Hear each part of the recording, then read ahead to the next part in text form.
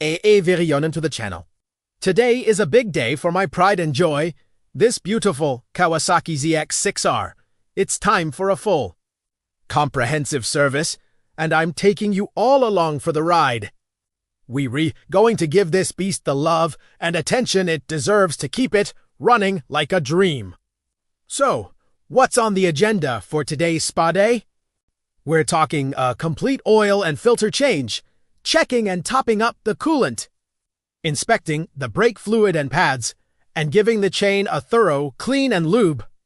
We'll also take a look at the air filter to see if it needs a clean or replacement. And we'll do a full bolt check to make sure everything is torqued down to spec. It's these little details that make all the difference in performance and, more importantly, safety. First up, let's get this old oil out.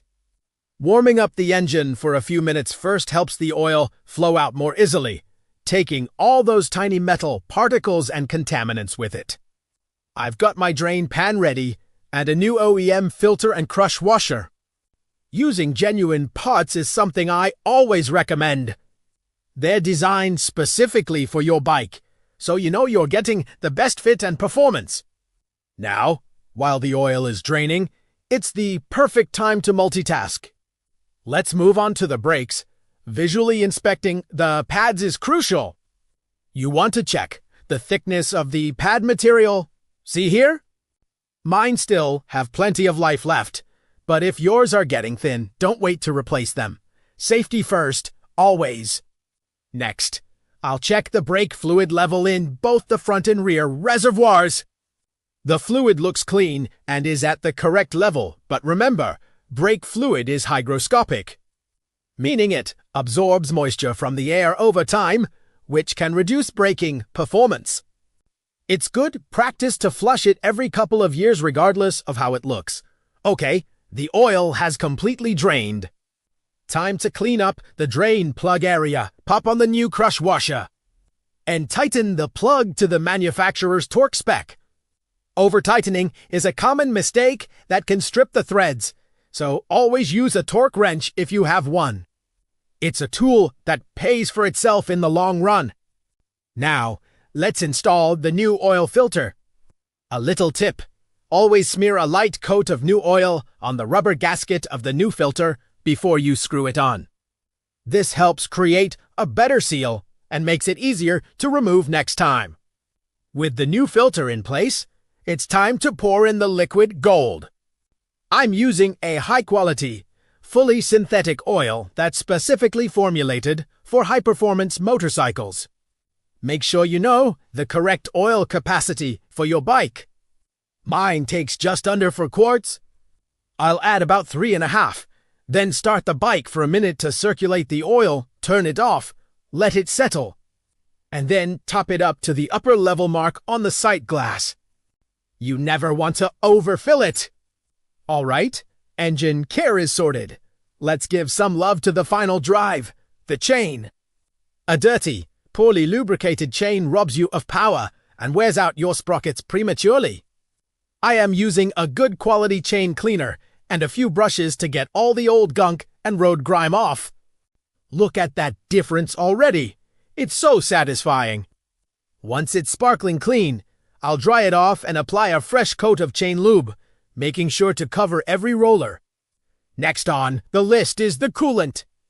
It's vital for keeping this high-revving engine at its optimal temperature.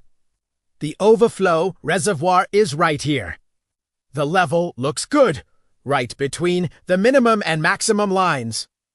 I'll also pop the radiator, cap only, when the engine is completely cool, of course to check the level in the radiator itself. Everything looks perfect here. Now for the air filter. The ZX6R has a ram air intake system, and the filter is located right under the fuel tank. Getting to it requires a bit of disassembly, but it's straightforward. Let's see what we're working with. Okay, it's a little dirty, but not too bad. Since it's a reusable, high-flow filter, I can just clean and re-oil it instead of replacing it. This saves money and is better for the environment. I'll just follow the cleaning kit instructions to get it looking and breathing like new. The last major step is a comprehensive nut and bolt check. I'll go over all the critical fasteners, axle nuts, caliper balls, engine mount, fairing ball make correctly.